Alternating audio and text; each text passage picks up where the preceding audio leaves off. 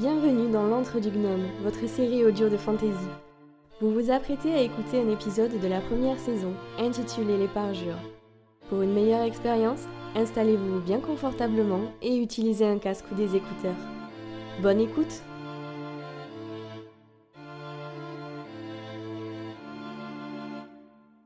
Attention, ce programme peut contenir des scènes susceptibles de choquer les auditeurs sensibles. Il est déconseillé aux personnes de moins de 15 ans. Naan suivait Mila le plus discrètement possible.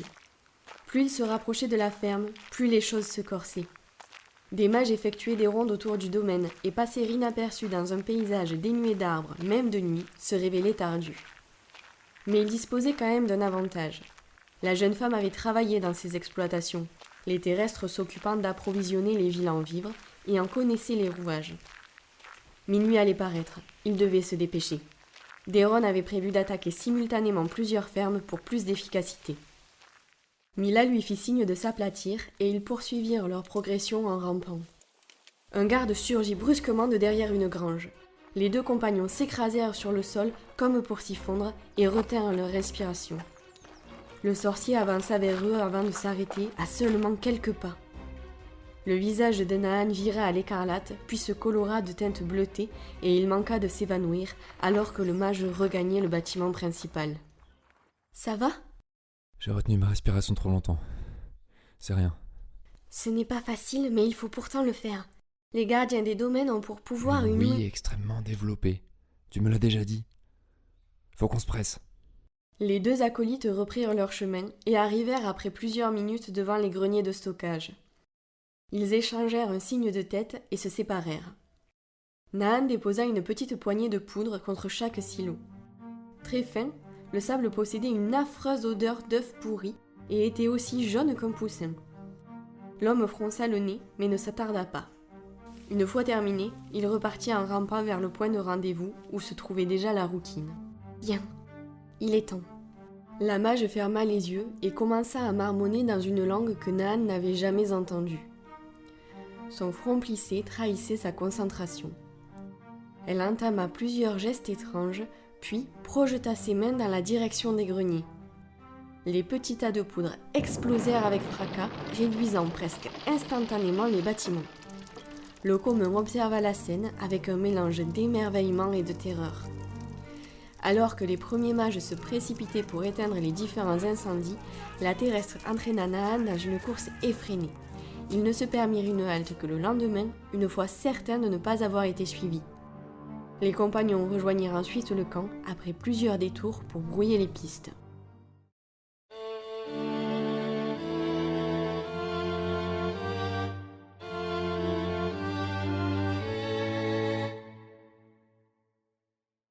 Naan tournait en rond dans le petit bureau comme un animal en cage. « Tu peux arrêter ? Dis-moi ce qu'on va faire maintenant. On va continuer à saboter les provisions et à intercepter tous les messages. C'est tout ? » Le chef des rebelles leva sur son interlocuteur un regard agacé. « Et qu'est-ce que tu veux qu'on fasse ? Attaquer ! On ne fait que se terrer là depuis plus d'un mois. Les gens meurent dehors. Il est peut-être temps d'avoir une réelle action. Oh ! Et comment on procède, hein ? Ils nous tueront avant même qu'on puisse s'approcher d'eux. On a des mages avec nous. Ce n'est pas une force négligeable. Ils sont trop peu pour nous donner l'avantage. Et qui veillera sur les femmes et les enfants si nous mourrons tous ? Daeron s'était levé en prononçant ces dernières paroles et Naan se tut. L'homme, avec sa forte carrure, le dominait largement. Le jeune père rumina un moment avant de reprendre, plus calme. J'ai accepté de vous rejoindre parce que tu m'as assuré que nous vengerions nos proches en faisant payer leurs assassins. Mais on dirait que ton discours n'était que ça, des mots. Le gaillard baissa les yeux et se laissa tomber lourdement sur sa chaise en soupirant. Je comprends ce que tu ressens et j'aimerais vraiment tenir cette promesse, crois-moi. Mais nous ne sommes pas seuls. Il faut qu'on pense aux survivants et qu'on leur assure une vie meilleure. Et comment la leur offrir en laissant nos tyrans en paix ? Nous avons des navires. De très grands navires et en quantité. Quoi ? Cela fait plusieurs années que nous les regroupons. On se prépare depuis longtemps à cette guerre. À quoi ils servent, ces bateaux ? Nous allons quitter l'Inusie, avec tous ceux qui le voudront. Naan resta silencieux un moment. Il ne comprenait pas. Partir ? Mais pour aller où ? Aucun des explorateurs qui avaient parcouru les grands océans n'avait découvert d'autres terres. Ils espéraient vivre sur l'eau ? Pour toujours ? Et laisser ces monstres de mages s'en tirer aussi facilement? La colère monta en lui et il serra les poings. Il jeta sur Déron un regard cinglant. Il n'était pas d'accord. Et pourquoi le serait-il? Ce qu'il voulait, lui, c'était punir le haut-mage. Il ne souhaitait pas d'une nouvelle vie ni d'un espoir de bonheur. Il se moquait de mourir s'il devait entraîner dans sa chute le meurtrier de la vie. Déron, remarquant sa rage, mit ses mains en avant en signe d'apaisement et prononça d'une voix douce. Je sais que ce n'est pas ce que tu désires. Je ne le veux pas non plus. Mais nous ne pouvons pas condamner d'autres innocents. Et ces navires ne sont qu'un dernier recours. Le seul recours, tu veux dire? Non, parce Si vous que... ne comptez pas vous battre, vous serez obligé de partir. On préfère attendre de voir comment les choses vont évoluer. Hein? Quoi? Vous comptez sur le fait que Balord changera d'avis? Ou peut-être que vous attendez qu'il meure en espérant que son successeur ne sera pas comme lui? Il a raison. Nahn sursauta en entendant la douce voix de Mila. La jeune femme sortit de l'ombre de la porte et lui adressa un regard appuyé, ses yeux émeraudes luisants de détermination. Il a raison. On ne peut pas se terrer toute notre vie. Nous devons agir et si c'est un échec, nous fuirons. Nous ne pouvons pas, ni pour nous ni pour les gens que nous protégeons, nous contenter de nous cacher comme des rats. Le chef de la rébellion soupira profondément et après un moment de réflexion demanda. Vous proposez quoi?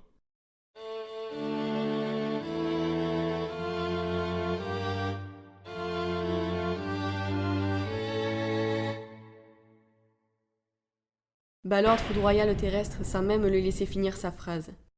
Une odeur de chair brûlée parfuma rapidement l'air et Erto en eut la nausée. Le haut-mage passa une main nerveuse sur son crâne chauve et exagéra chacune de ses respirations pour montrer son mécontentement. Non seulement ils nous résistent, mais ils parviennent à saboter nos récoltes. Vous avez intérêt à les retrouver avant que ces chiens mènent une autre action contre nous. Sinon... Le maître de la foudre ne finit pas sa phrase. Inutile. Le conseiller fut parcouru d'un frisson d'angoisse. Il devait faire vite. Sa place était de plus en plus compromise et une seule issue s'offrait à lui en cas d'échec. La sueur perla sur son front. Bien, Votre Altesse. Balord se retrouva seul avec le cadavre carbonisé. S'il tuait tous ceux qui le décevaient, il ne resterait bientôt plus personne. Cette idée, étrangement, illumina son visage d'un sourire.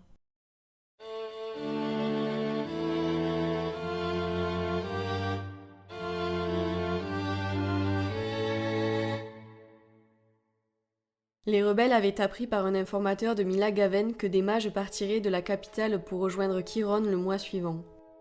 Nahn, Déron, plusieurs hommes forts et quelques sorciers se rendirent dans les Imsan, car il était certain que la délégation passerait par le col d'Ozémine. Ils arrivèrent une semaine avant la date prévue, établirent un campement discret et peaufinèrent leur plan. Nahn tournait en rond comme un loup en cage. Il n'en pouvait plus d'attendre. Il avait eu ce qu'il voulait, un premier pas vers sa vengeance. Mais plus le temps passait, plus l'agitation le gagnait. Il commençait à douter. Cette mission était-elle une bonne idée? Ils auraient dû attaquer le palais de Sengan directement. L'homme pensa que s'il venait à mourir ici, alors Balord, le véritable coupable, continuerait de vivre en paix, et ceci était inacceptable. Midi approchait. Tous les hommes se tenaient à leur poste. Le convoi des mages ne tarderait plus. Nahn et Mila se trouvaient allongés par terre sur une crête en hauteur de la route. Ce sont eux qui donneraient l'assaut. La tension montait.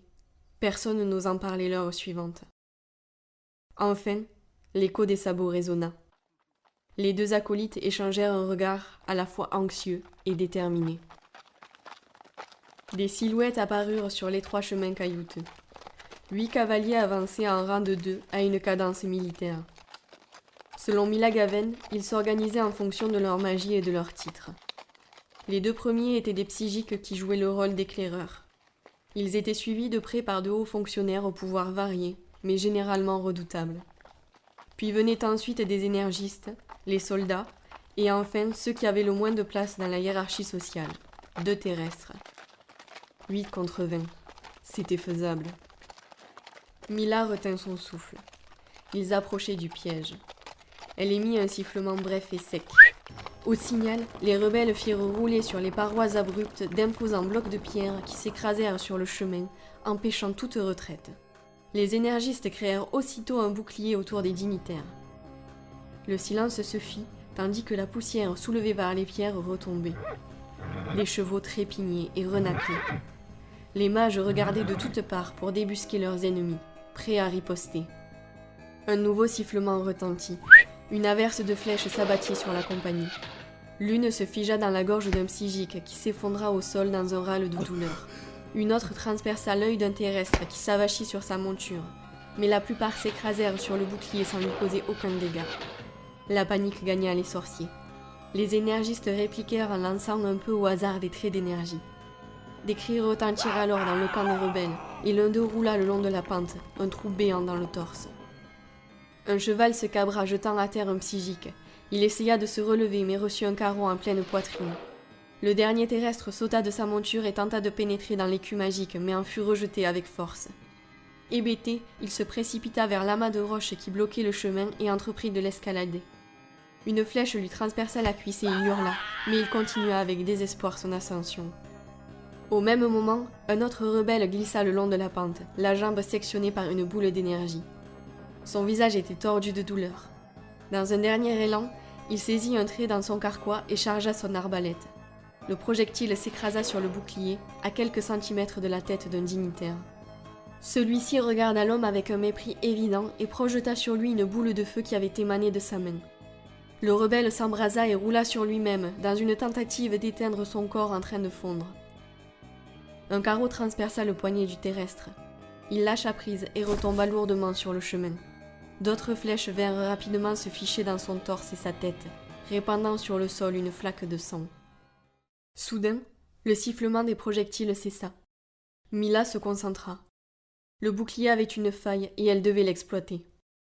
Devant ce nouveau silence, les mages restèrent d'abord immobiles. Puis, l'un des énergistes sauta de selle et, protégé par son propre écu, s'avança sur le versant de la montagne, une flèche d'énergie prête à être tirée. C'est alors que surgirent de terre avec vélocité plusieurs branches de lierre qui encerclèrent ses chevilles avant de remonter rapidement vers sa gorge. Le mage n'eut pas le temps de réagir, qu'il se retrouva plaqué au sol et commença à étouffer. L'autre énergiste ne quitta pas sa position et ne porta pas secours à son collègue. Il examina avec attention les hauteurs des falaises pour trouver le terrestre responsable, si bien qu'il n'aperçut pas les lianes qui poussaient sous son cheval jusqu'à ce qu'elles se saisissent de lui et l'attirent vers le sol. Le soldat résista le plus longtemps qu'il put. Sa peau commença à se violacer, ses yeux rougirent et semblèrent sortir de leur orbite, puis... plus rien. Le bouclier d'énergie s'évanouit, laissant les deux dignitaires sans protection.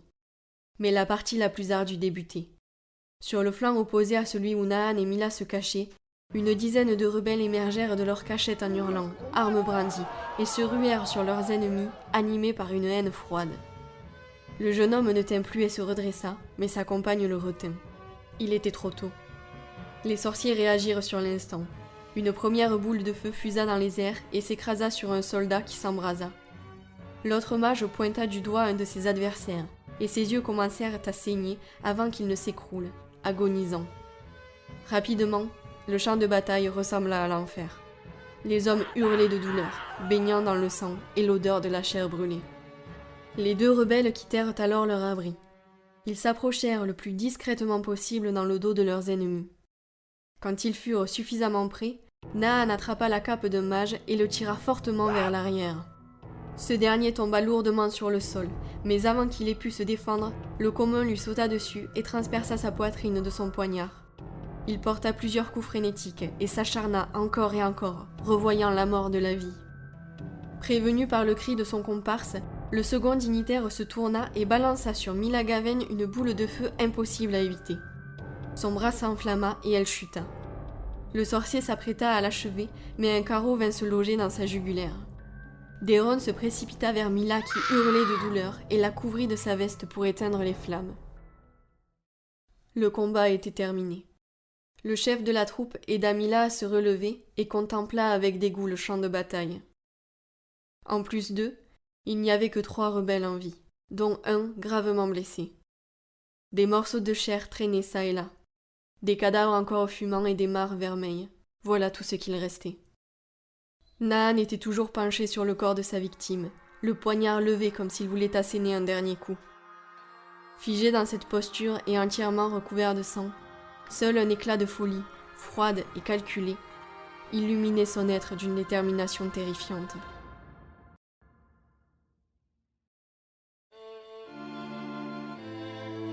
L'équipe de l'Antre du Gnome vous remercie pour votre écoute. Nous espérons vous revoir bientôt. Ce programme a été écrit par Mirado.